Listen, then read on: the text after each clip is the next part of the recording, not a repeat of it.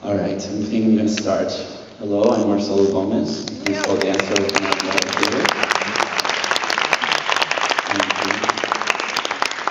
And welcome to these pre-performance talks. I think it's great that Orange County does this and this theater does this so we can know a little bit more about what we're seeing tonight and become educated with one another. Artists to audience, I think it's fantastic. I'm going to talk about how the show first got started, and then I'm going to talk about each piece that you're going to see tonight. And then we can open the floor for some questions if you like at the end. Does that sound like a plan? Yes, very good. So in 2006, Ethan Stiefel, who's principal dancer at American Ballet Theater, and now director of New Zealand Ballet, he had an idea of uniting some principal men and putting a show together. And I believe he didn't quite know, he had just had this idea and he didn't quite know how to go about it. And so he approached this wonderful, amazing man called Sergei Danilian, who is an impresario and represents different dancers and is, I think, one of the most enthusiastic persons I've ever met as far as his love for this art form. He truly believes in it and it's fascinating. And I think that the show has been so successful because of the combination of the people that first started the show, which were those four guys, with the love for Sergei. And so Sergei had this idea of naming the show Kings of the Dance. So that's how it became what it is today. Just to name a few names that have been through part of the show, which is pretty an amazing roster.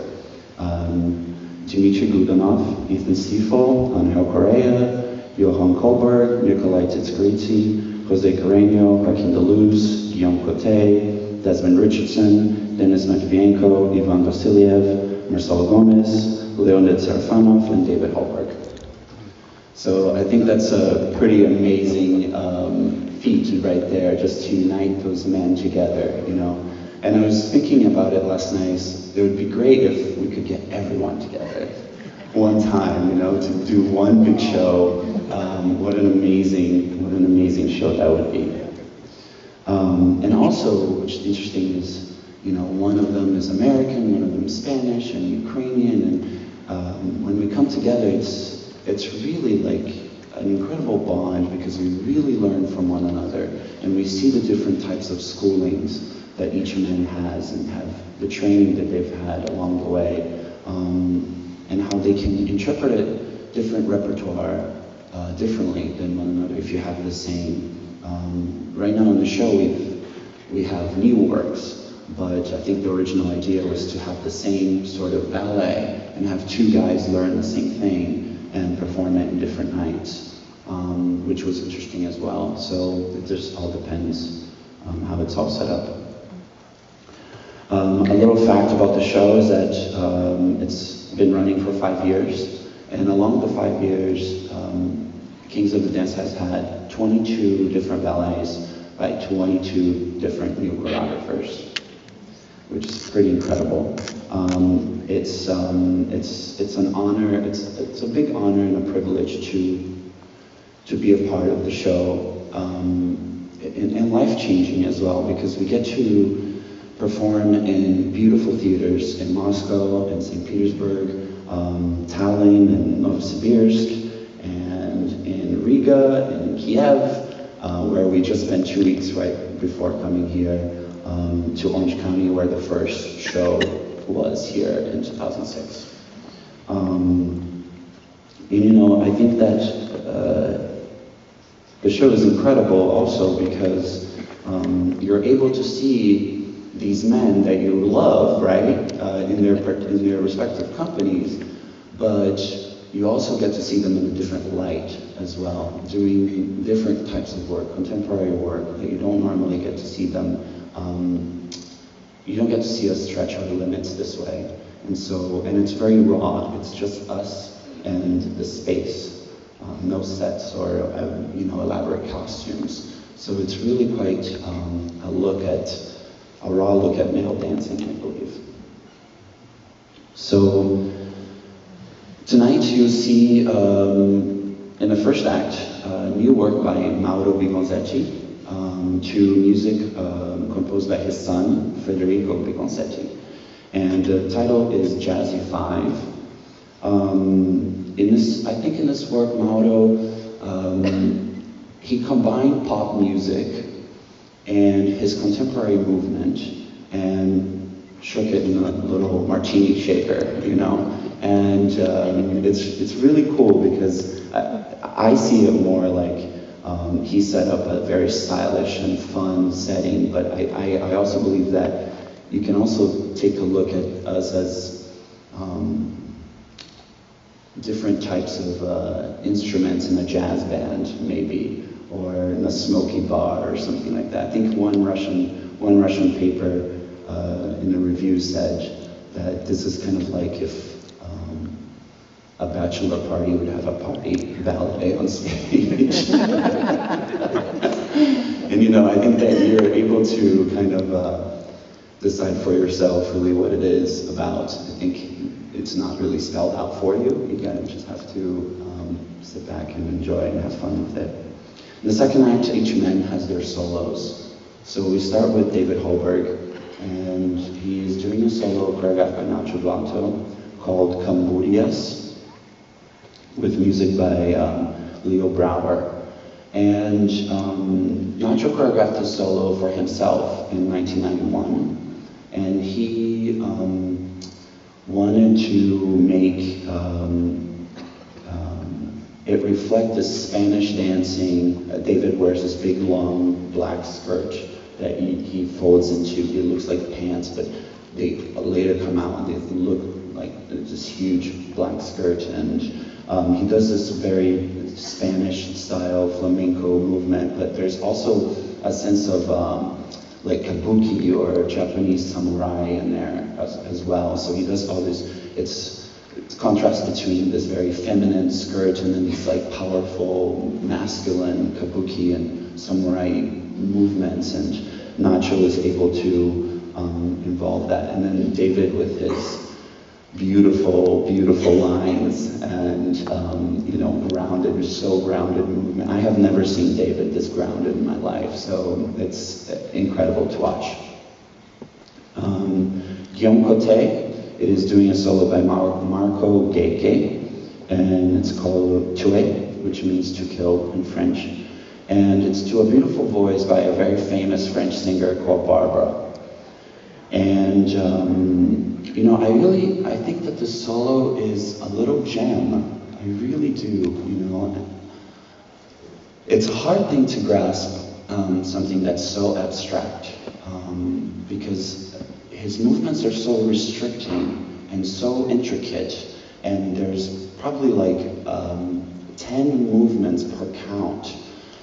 But the sound of her voice is so unique and so emotional that I get a little out of breath when I watch it, because I'm not sure, it just relates to me in some way, When you talk about contemporary movement, there's like the people that love it and the people that hate it, And you can't really go right in the middle. Everyone loves Swan Lake, or you either hate it or you don't like Swan Lake. You either love or you don't like Buy It There.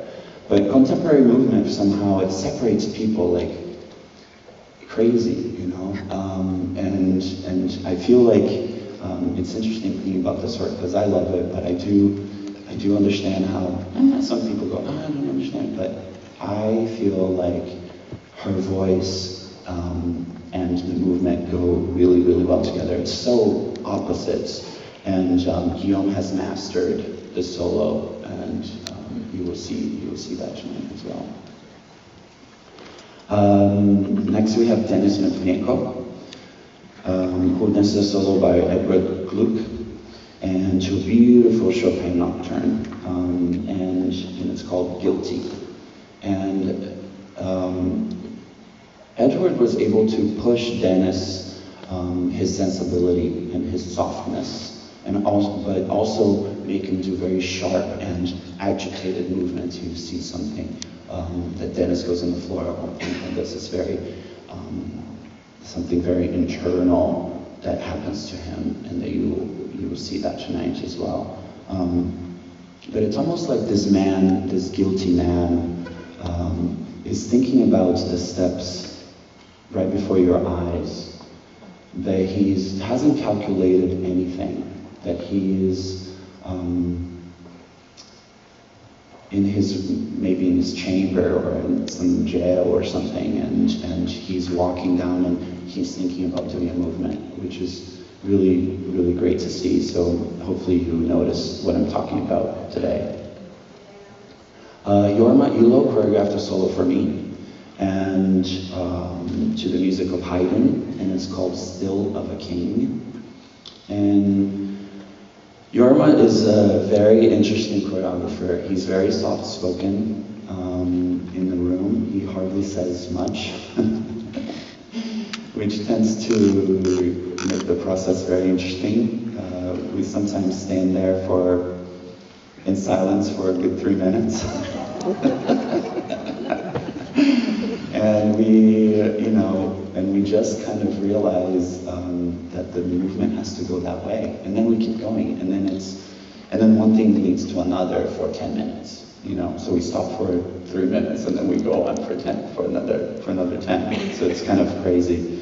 But he makes me really think about, because I've played princes before, and I've played kings before, and I've played very royal, characters on stage. And he wanted me to break away from the thing that I knew what to do. And he wanted me to be more as real as you can be on stage, as if I was walking down the forest and I saw, oh, I haven't seen that castle there before. Oh, okay, there's something going on over here. Men, watch out. Men, don't move. He wanted me to kind of have that in my mind the whole time. And so this king goes through his day. He feels like decisions and insecurities and fear and bravery, and of course at the end he experiences death. Ivan Vasilyev is one of the most exciting dancers of our times. At an age of 21 years old, he has conquered the world, and you will see why today. He does a solo called Labyrinth of Solitude, and it was choreographed by Patrick Cabana. And Patrick features Ivan at what he does best, these sky-high jumps and levels, and which it's hard to comprehend how that happens. And these turns that are endless, or that you could only dream in your dreams to feel like you're turning 20 pirouettes. But I've seen him do it. And Patrick also pushed Ivan to bring out his Russian dramatic lyricism, which I think that Russians all have naturally anyway. This very dramatic and able to, emote to the audience and feel deeply and show really in their face. But Ivan specifically, I think, was born to be on stage and be an entertainer and give joy to people and perform.